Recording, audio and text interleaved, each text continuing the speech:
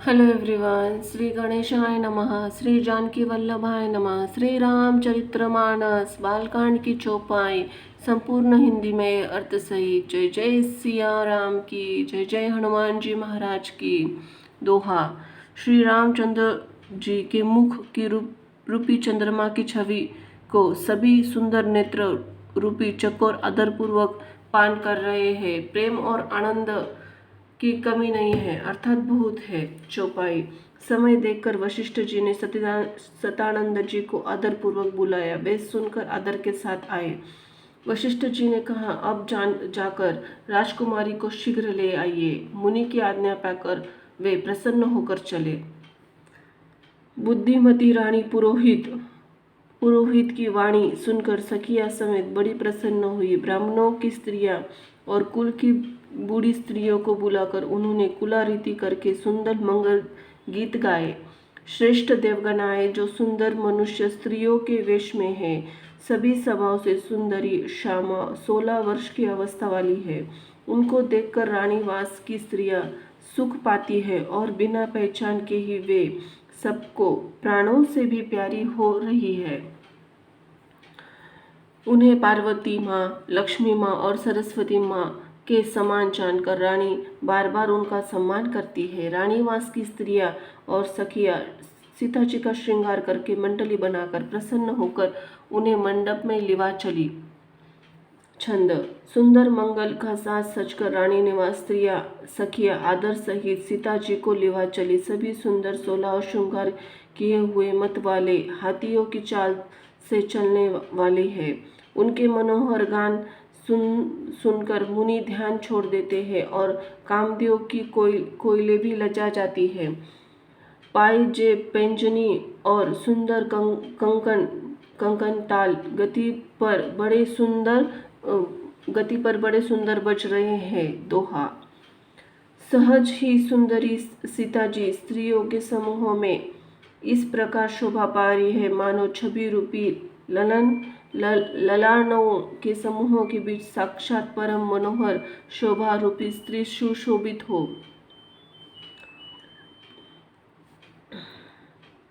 चौपाई। सीता जी का सुंदरता का वर्णन नहीं हो सकता, क्योंकि बुद्धि बहुत छोटी है, मनोहरता बहुत बड़ी है। रूप की राशि और सब प्रकार की पवित्र सीता जी को बारातियों ने आते देखा। सभी ने उन्हें मन ही मन प्रणाम किया। श्री राम जी को देखकर तो सभी पूर्ण काम कृत्य हो गए। राजा दशरथ जी पुत्रों सहित हर्षित हुए। उनके हृदय में जितना आनंद था वह कहा नहीं जा सकता। देवता प्रणाम करके फूल बरसा रहे हैं। मंगलों के मूल मुनियों के आशीर्वाद की ध्वनि हो रही है। गानों और नगाड़ों के शब्द से बड़ा शोर मच रहा है। सभी नर नारी प्रेम आनंद में मग्न है। इस प्रकार सीता जी मंडप में आए। मुनिराज बहुत आनंदी होकर शांति पाठ पढ़ रहे। उस अवसर की सब रीति व्यवहार और कुलाचार दोनों कुलगुरुओं ने किए। छंद। कुलाचार करके गुरुजी प्रसन्न होकर गौरी जी गणेश जी ब्राह्मणों की पूजा करवा रहे हैं, अथवा ब्राह्मणों के द्वारा गौरी गणेश जी की पूजा करवा रहे हैं। देवता प्रकट होकर पूजा ग्रहण करते हैं, आशीर्वाद देते हैं और अत्यंत सुख पा रहे हैं। मधु पर्क आदि किसी भी मांगलिक पदार्थ की मुनि जिस समय मन में चाह करते हैं, सेवकन उसी समय सोने की परातों में और कलशों में भर भर उन पदार्थों को देने के लिए तैयार रहते हैं। स्वयं सूर्य देव प्रेम सहित अपने कुल की सब रीतियां बता देते हैं। वे सब आदरपूर्वक की जा रही है। इस प्रकार देवताओं की पूजा करके मुनियों ने सीता जी को सुंदर सिंहासन दिया। श्री सीता जी राम जी का आपस में एक दूसरे को देखना तथा उनका परस्पर का प्रेम किसी को लिख नहीं पड़ रहा है। जो बात श्रेष्ठ मन बुद्धि वाणी से भी परे है, उसे कवि क्यों प्रकट करे। दोहा। हवन के समय अग्निदेव शरीर धारण करके बड़े ही सुख से आहुति ग्रहण करते हैं और सारे वेद ब्राह्मण वेश धरकर विवाह की विधियां बता देते हैं। चौपाई। जनक जी की जगत विख्यात पटरानी और सीता जी की माता का बखान तो हो ही, कैसे सकता है। सुयश, सुकृति, पुण्य और सुंदरता सबको बटोरकर विधाता ने उन्हें सर्वास कर तैयार किया है। समय जानकर मुनि श्रेष्ठ मुनियों ने उनको बुलाया। यह सुनते ही सुहागन स्त्रियां उन्हें आदर से ले आई। सुयन जी, जिनकी जानकी जी की पटरानी जनक जी की बाई आई, तो ऐसे हो रही है मानो हिमाचल के 7 महीना जी सुशोभित हो। पवित्र सुगंधित और मंगल जल से भरे सोने के कलश और मणियों सुंदर परातों राजा और रानियों ने देख रानी ने आनंदित होकर अपने हाथों में लाकर श्री रामचंद्र जी के आगे रखी। मुनि मंगलवाणी से वेद पढ़ रहे हैं। सुअवसर जानकर आकाश से फूलों की वर्षा झड़ी लग गई है। दुल्हा को देखकर राजा रानी प्रेम मग्न हो गए और उनके पवित्र चरणों की पराखने लगे। छंद। वेश श्री रामचंद्र जी के चरण कमलों को पराखने लगे। प्रेम और शरीर पुलक वाणी छा रही है। आकाश और नगर में होने वाले नगाड़े जय जयकार ध्वनि मानो चारों दिशाओं में उबड़ने चली। जो चरण कमल कामदेव के शत्रु श्री शिव जी के हृदय रूपी सरोवर में सदा ही विराजते हैं, जिनका एक बार भी स्मरण करके मन में निर्मलता आ जाती है और कलयुग के सारे पाप भाग जाते हैं। जिनका स्पर्श पाकर गौतम मुनि की स्त्री अहिल्या ने जो पापमयी थी परम गति पाई। जिन चरण कमलों का मकरंद रस गंगा जी शिव जी के मस्तक पर विराजमान है, जिसको देवता पवित्र की सीमा बताते हैं। मुनि और योगीजन अपने मन को भोरा कर बनाकर जिन चरण कमलों की सेवन करके मनोवांछित गति प्राप्त करते हैं, उन्हीं चरण कमलों के भाग्य के पात्र बड़भागी जनक जी हो रही है। यह देखकर सब जय जयकार कर रहे हैं। दोनों कुलों के गुरु और कन्या की हथेलियों को मिलाकर शिखोच्चार करने लगी। पानी ग्रहण हुआ देखकर ब्राह्मणादि देवता मनुष्य मुनि आनंद में भर गए। सुख के मूल दुल्हा को देखकर राजा रानी का शरीर पुलकित हो गया। हृदय से आनंद उमग उठा। राजाओं के अलंकार स्वरूप महाराज जनक जी ने लोक वेद रीति को करके कन्यादान किया। जैसे हिमावन ने शिवजी को पार्वती और सागर ने भगवान विष्णु को लक्ष्मी माता दी थी, वैसे ही जनक जी ने श्री रामचंद्र जी को सीता जी माता समर्पित की, जिससे विश्व भर में सुंदर नवीन कीर्ति छा गई। विधेय जनक जी कैसे विनती करें। उस सावली मूर्ति ने तो उन्हें समुचे विधेय देह की सुध बुध से रहित ही कर दिया। विधि पूर्वक हवन करके गठजोड़ी की गई और भौरे होने लगे। दोहा। जय ध्वनि, वंदी ध्वनि, वेद ध्वनि, मंगल गान, नगाड़ो ध्वनि सुनकर चतुर देवगण हर्षित हो रहे हैं। कल्प वृक्ष के फूलों की वर्षा हो रही है। चौपाई। वर और कन्या सुंदर भौरे दे रहे हैं। सब लोग आदर पूर्वक देखकर नेत्रों का परम सुख लाभ रहे हैं। मनोहर जोड़ी का वर्णन नहीं हो सकता। जो कुछ उपमा कह रही हूँ वह थोड़ी ही होगी। श्री राम जी, श्री सीता जी सुंदर परछाई मनुओं खंभों जगमगा रहे हैं, मानो कामदेव रति से बहुत धारण करके श्री रामचंद्र जी अनुपम विवाह को देख रहे हैं। उन्हें कामदेव रति के दर्शन की लालसा और संकोच दोनों में ही कम नहीं है, अर्थात बहुत है। इसलिए वे मानो बार बार प्रकट होते हैं, छिपते हैं। सब देखने वाले आनंद मग्न हो गए। जनक जी की भांति सभी अपनी सुध बुध भूल गए। मुनियों ने आनंद पूर्वक भवारे फिराई, नेक सहित सब रीतियों को पूरा किया। श्री रामचंद्र जी सीता जी सिर में सिंदूर दे रहे हैं। यह शोभा किसी प्रकार से कम नहीं जाती। मानो कमल को लाल पराग से अच्छी तरह से भरकर अमृत से लोभ साप चंद्रमा को भूषित कर रहा है। यहाँ श्री रामचंद्र जी हाथ को कमल की, सिंदूर को पराग की, श्री राम की श्यामा भुजा को सांप की और सीता जी के मुख को चंद्रमा की उपमा दी गई है। फिर वशिष्ठ जी ने आज्ञा दी, तब दुल्हों को दूल्हा दुल्हन आसन पर बैठे। छंद। श्री राम जी जनक जी श्रेष्ठ आसन पर बैठे। उन्हें देखकर दशरथ जी बहुत आनंद हुए। अपने मन में अपने सुकृत रूपी कल्प वृक्ष नए फल आए देखकर उनका बार बार पुलकित हो रहा है। 14 भुवनों को उत्साह भर गया। सबने कहा कि श्री रामचंद्र जी का विवाह हो गया। एक जीव एक है, यह मंगल महान है। फिर भला यह वर्णन करके किस प्रकार समाप्त किया जा सकता है। तब वशिष्ठ जी ने आज्ञा पाकर जनक जी ने विवाह का सम्मान सजाकर मांडवी जी, श्रुतकीर्ति जी, उर्मिला जी, इन तीनों राजकुमारियों को बुला लिया। कुश ध्वज की बड़ी कन्या मांडवी जी को, जो गुणशील, सुख और शोभा की रूप ही थी, राजा जनक ने प्रेम पूर्वक सब रीतियां करके भरत जी को ब्याह दिया।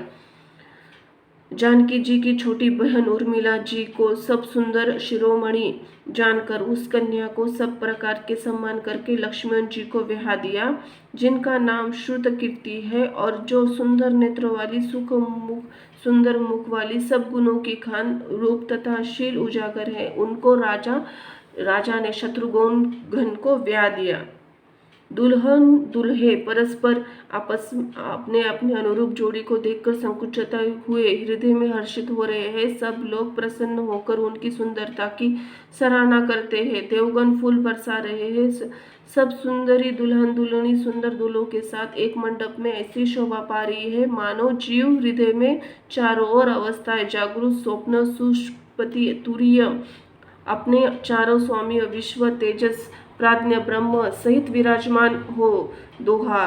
सब पुत्रों को बहुओं सहित देखकर अवध नरेश दशरथ जी ऐसे आनंदित हुए, मानो राजाओं की शिरोमणि क्रिया, यज्ञ क्रिया, श्राद्ध क्रिया, योग क्रिया, ज्ञान क्रिया, सब चारों फल अर्थ, धर्म, काम और मोक्ष को पा गए हो।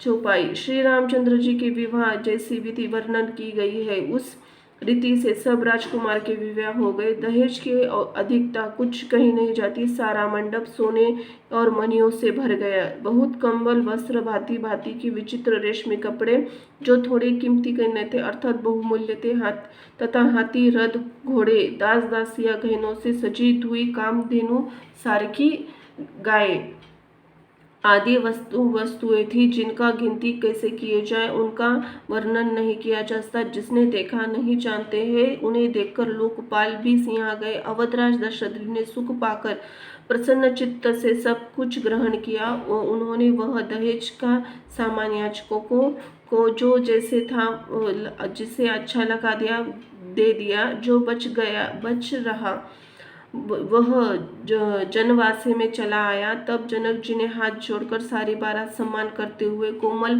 वाणी से बोले, छंद, आदर, दान, विनय और बड़ाई द्वारा सारी बारात सम्मान कर राजा जनक जी ने महान आदर के साथ प्रेम पूर्वक लाड़ करके मुनियों के समूह पूजा एवं सिर निवाकर देवताओं को मनवाकर राजा हाथ जोड़कर सबसे कहने लगे कि देवता साधु भाव चाहते हैं, वे प्रेम से प्रसन्न हो जाते। उन पूर्व काम महा अनुभवों को कोई कुछ देकर संतुष्ट कर सकता है क्या? एक अंजलि जल देने से कहीं समुद्र संतुष्ट हो सकता है? फिर जनक जी भाई सहित हाथ जोड़कर कौशल्याधीश दशरथ जी स्नेहशील और सुंदर प्रेम सनाकर मनोहर वचन बोले, हे राजन, आपके साथ संबंध हो जाने से हम सब प्रकार से बड़े हो गए। इस राजपाट सहित हम दोनों को आप बिना दाम के लिए हुए सेवक ही समझना चाहिए। इन लाडली को टहलानी मानकर नई दया करके पालन कीजिएगा। मैंने बड़ी ढिठाई की कि आपको यहाँ बुला भेजा, अपराध क्षमा कीजिएगा। फिर सूर्यकुल के भूषण दशरथ जी ने समधी जानकी जी को संपूर्ण सम्मान देकर निधि किया। इतना सम्मान किया कि सम्मान के भंडार हो गए। इसके परस्पर विनय कही नहीं जाती। दोनों के हृदय प्रेम से परिपूर्ण है। देवतागण फूल बरसा रहे हैं। राजा जनवासे को चले। नगाड़े ध्वनि, जय ध्वनि, वेद ध्वनि हो रही है। आकाश नगरों दोनों खूब कुतूहल हो रहा है, आनंद छा रहा है। तब मुनीश्वर आज्ञा पाकर सुंदर सखियां मंगलगान करते हुए दूल्हों सहित दूल्हों को निवाकर कोहबर को चली। दोहा। सीता जी बार बार राम जी को देखती संकुचा जाती है, उनका मन नहीं संकुचता। प्रेम के प्यारे उनके नेत्र सुंदर मछलियों की छवि को हर रहे हैं। चौपाई। श्री रामचंद्र जी की सावला शरीर स्वभाव से सुंदर है। उनकी शोभा का करोड़ों कामदेव को लजाने वाली है। महावार से युक्त चरण कमल बड़े सुहाने लगते हैं, जिन पर मुनियों के रूपी भौरे सदा छाए रहते हैं। पवित्र मनोहर पीली धोती प्राप्त काल के सूर्य बिजली की ज्योति को हर लेती है। कमल में सुंदर किंकिणी और कटी सूत्र है। विशाल भुजाओं में सुंदर आभूषित सुशोभित है। पीला जनेऊ महान शोभा दे रहा है। हाथ की अंगूठी चित्त को चुरा लेती है। ब्याह के सब साज सजे हुए शोभा पा रहे हैं। चौड़ी छाती हृदय पर पहने हुए सुंदर आभूषण सुशोभित है। पीला दुपट्टा खाकी खोती जनेऊ की तरह सुशोभित है, जिसके दोनों पे छोरों पर मणि और मोती लगे हैं। कमल के समान सुंदर नेत्र है। कानों में सुंदर कुंडल है और मुख तो सारी सुंदरता का ही खजाना है। सुंदर वो है, मनोहर नासिका है। ललाट पे तो तिलक तो सुंदरता का घर है, जिसमें मंगलमय मोती और मणि के गुंथे हुए ऐसे मनोहर मोर माथे पर सो रहा है। छंद। सुंदर मोर बहुमूल्य मणियां गुथी हुई है। सभी अंग चित्त को चुरा लेते हैं। सब नगर की स्त्रियां देव सुंदरिया दुल्हों को देखकर तिनका तोड़ रही है, उनको बेलिया रही है। मणि वस्त्र तथा आभूषण निशावर करके आरती उतार रही है और मंगलगान कर रही है। देवता फूल बरसा रहे, सूत मगा तथा भाट सुयश सुना रहे हैं। सुहागणी स्त्रियां सुख पाकर कुंवर और कुंवरियों को कोहाकर कुल देवता में स्थान लाए। अत्यंत प्रेम मंगल गीत गाकर लौकिक कृति करने लगे। पार्वती जी श्री रामचंद्र जी को लहोकर वर वधु परस्पर ग्रास देना सिखाती है और सरस्वती जी सीता जी को सिखाती है। रानीवास हास विलास आनंद मग्न है। श्री रामचंद्र जी और सीता जी को देखकर सभी जन्म का परम फल प्राप्त कर रहे हैं। अपने हाथ की मणियों में सुंदर रूप के भंडार श्री रामचंद्र जी पर छाई दिख रही है। यह देखकर जानकी जी के दर्शन में वियोग होने के भय से भाव रूपी लता को दृष्टि हिलाती डुलाती नहीं है। समय हंसी खेल विनोद का आनंद और प्रेम कहा नहीं जा सकता, उसे सखियां ही जानती है। तदनंतर वर कन्याओं सब सुंदर सखियां जनवासे को लिवा चली। उस समय नगर और आकाश में जहाँ सुनाए वही आशीर्वाद की ध्वनि सुनाई दे रही है और महान आनंद छाया है। सभी ने प्रसन्न मन योग सुंदर चारों जोड़ियों चिरंजीवी हो। योगीराज सिद्ध मुनीश्वर देवताओं प्रभु श्री रामचंद्र जी को देखकर दुमदुमी बजाई हर्षित होकर प्रभु की वर्षा करती हुई तथा जय हो जय हो जय हो कहे हुए अपने अपने लोक को चले। तब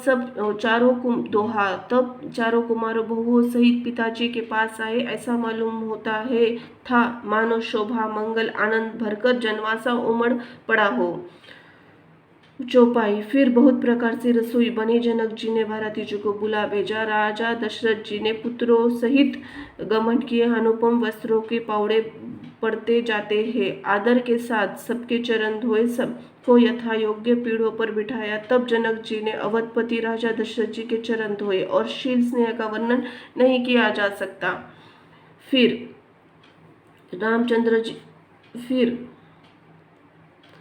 श्री रामचंद्र जी के चरण कमलों को धोया, जो श्री शिव जी के हृदय कमल में छिपे रहते। तीनों भाइयों को श्री रामचंद्र जी के समान जानकर जनक जी ने उनके भी चरण अपने हाथों से धोए। राजा जनक जी ने सभी उचित आसन दिए, जो सब परसने वालों को बुला दिया। आदर के साथ पितले पड़ने लगी, जो मणियों के पत्तों के सोने के कील लगाकर बनी गई थी। दोहा। चतुर और विनीत रसोई सुंदर स्वादिष्ट पवित्र दाल भात गाय को सुगंधित घी क्षण भर में सबके सामने परस गए। चौपाई। सब लोग पंचकोर अर्थात प्राणाय स्वाहा, अपनाय स्वाहा, व्यवनाय स्वाहा, उदानाय स्वाहा, समानाय स्वाहा इन मंत्रों का उच्चारण करते पहले 5 ग्रास कर लेते भोजन करने लगे। गाली का गाना सुनकर वे अत्यंत प्रेम मग्न हो गए। अनेक तरह से अमृत समान स्वादिष्ट पकवान परसे, जिनका बखान नहीं हो सकता। चतुर रसोई नाना प्रकार के व्यंजन परसने लगे तथा नाम कौन जानता है तथा प्रकार के चर्व चोष्य लेह पेय अर्थात चबाकर चूसकर चाटकर पीना खाने योग्य भोजन की विधि कही है। उनमें से एक एक विधि इतने पदार्थ बने थे कि जिनका वर्णन नहीं किया जा सकता। 6 रसों के बहुत तरह से सुंदर स्वादिष्ट व्यंजन थे। एक एक रस के अगणित प्रकार बने हैं। भोजन के समय पुरुष स्त्रियों के नाम लेकर स्त्रियां मधुर ध्वनि से गाली गा रही है। समय सुहानी गाली सुशोभित हो रही है। उसे सुनकर समाज सहित राजा दशरथ जी हंस रहे हैं। इस रीति से भी सभी ने भोजन किया। तब सबको आनंद सहित आचमन, हाथ मुंह धोने धोने लिए जल दिया गया। दोहा। फिर पान देकर जनक जी ने समाज सहित दशरथ जी का पूजन किया। सब राजाओं सिर मोर चक्रवर्ती श्री दशरथ जी प्रसन्न होकर जनवासे को चले। चौपाई। जनकपुर में नित्य मंगल हो रहे हैं। दिन और रात पल में बीत जाते हैं। बड़े सवेरे राजकुंवर मुकुटमणि दशरथ जी जागे। याचक उनके गुण समूह का गान करने लगे। चारों कुमारों को सुंदर वधुओं सहित देखकर उनके मन में जितना आनंद हो रहा है वह किस प्रकार कहा जा सकता है। वे प्राप्त क्रिया करके गुरु वशिष्ठ के पास गए। उनके मन में महान आनंद और प्रेम भर रहा है। प्रणाम राजा, प्रणाम और पूजन करके फिर हाथ जोड़ के मानो अमृत में डूबी हुई वाणी बोले, हे मुनिराज सुनिए, आपकी कृपा से ही आज मैं पूर्ण काम हो गया। हे स्वामी, सब ब्राह्मणों को बुलाकर उनकी सब तरह गहनों कपड़ों से सजी हुई गाय दीजिए। यह सुनकर गुरुजी ने राजा की बड़ी बड़ाई करके फिर मुनिगणों को बुलावा भेजा। दोहा। तब वामदेव, देवश्री नारद, वाल्मीकि, जामली और विश्वामित्र तपस्वी श्रेष्ठ मुनियों के समूह आए। चौपाई। राजा ने दंडवत प्रणाम किया। प्रेम सहित पूजन करके उन्हें उत्तम आसन दिए। 4 लाख उत्तम गायें मंगवाई जो कामधेनु के समान अच्छे स्वभाव वाली और सुहावनी थी। उन सबको सब प्रकार गहनों कपड़ों से सजाकर राजा ने प्रसन्न होकर भूदेव ब्राह्मणों को दिया। राजा बहुत तरह से विनती कर रहे हैं, जगत मैंने आज तक जीने का लाभ पाया। ब्राह्मणों का आशीर्वाद पाकर राजा आनंदित हुए। फिर याचकों के समूह बुलवा लिया। सबको उनकी रुचि पूछकर सोना, वस्त्र, मणि, घोड़ा, हाथी, रथ जिसने जो चाहा सूर्यकुल को आनंदित करने वाले दशरथ जी ने दिए। वे सब गुणावर्णात गाते हुए सूर्यकुल के स्वामी की जय हो कहते हुए इस प्रकार श्री रामचंद्र जी का विवाह उत्सव हुआ। जिन्हें सहस्त्र मुख है वे शेष जी भी उनका वर्णन नहीं कर सकते। दोहा। बार बार विश्वामित्र के चरणों में सिर नवाकर राजा कहते, हे मुनिराज, यह सब सुख आपका कृपा कटाक्ष प्रसाद है। चौपाई। राजा दशरथ जी जनक जी स्नेहशील, करने, ऐश्वर्य सब प्रकार की सराहना करते हैं। प्रतिदिन सवेरे उठकर अयोध्या नरेश जी से विदा मांगते हैं, पर जनक जी उन्हें प्रेम से रख लेते हैं। आदर नित्य नया बढ़ता जाता है। प्रतिदिन हजारों प्रकार से मेहमानी होती है। नगर में नित्य नया आनंद उत्साह रहता है। दशरथ जी का जीना किसी को नहीं सुहाता। इस प्रकार बहुत दिन बीत गए, मानो बराती स्नेह रस्सी से बंध गए हैं। तब विश्वामित्र सच्चिदानंद जी जाकर राजा जनक जी को समझाकर कहा, यदि भी आप स्नेहवश नहीं छोड़ सकते तो भी राजा दशरथ जी को आज्ञा दीजिए। हे नाथ, बहुत अच्छा कहकर जनक जी ने मंत्री को बुलवाया। वे आए। जय जीव कहकर उन्हें मस्तक नवाया। दोहा। जनक जी ने कहा, अयोध्यानाथ चलना चाहते हैं, भीतर रानी निवास में खबर कर दो। यह सुनकर मंत्री ब्राह्मण सभासद राजा जनक के प्रेम वश हो गए। चौपाई। जनकपुर वासियों ने सुना कि बारात जाएगी, तब वे व्याकुल होकर एक दूसरे से पूछने, जाना सत्य? यह सुनकर ऐसे उदास हो गए मानो संध्या के समय कमल सकुचा जाए। आते समय जहाँ जहाँ बाराती ठहरे थे वहाँ बहुत प्रकार की सीधा रसोई का सामान भेजा गया। अनेक प्रकार के मेवे, पकवान, भोजन सामग्री बखान नहीं की जा सकती। अगणित बैलों कहारों भर भर की लाद कर भेजी गई। साथ ही जनक जी अनेक व्यापारों, सुंदर शैया पलंग भेजी। 1 लाख घोड़े, 25,000 रथ, सब नख शिखा से ऊपर से नीचे तक सजाए हुए। दोहा।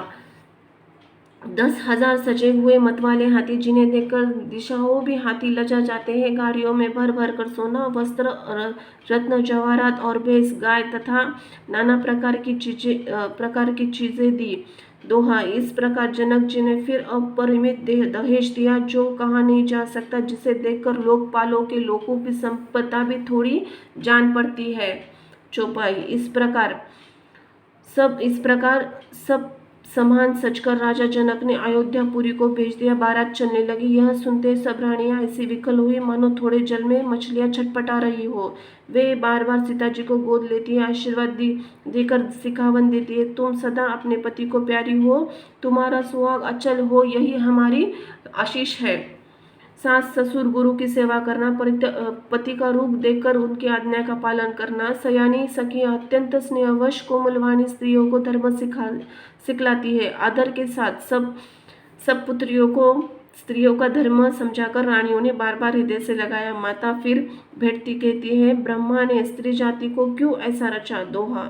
उसी समय सूर्यवंश का पताका स्वरूप श्री रामचंद्र जी भाइयों के सहित प्रसन्न होकर विदा करने जनक जी के महल को चले। चौपाई।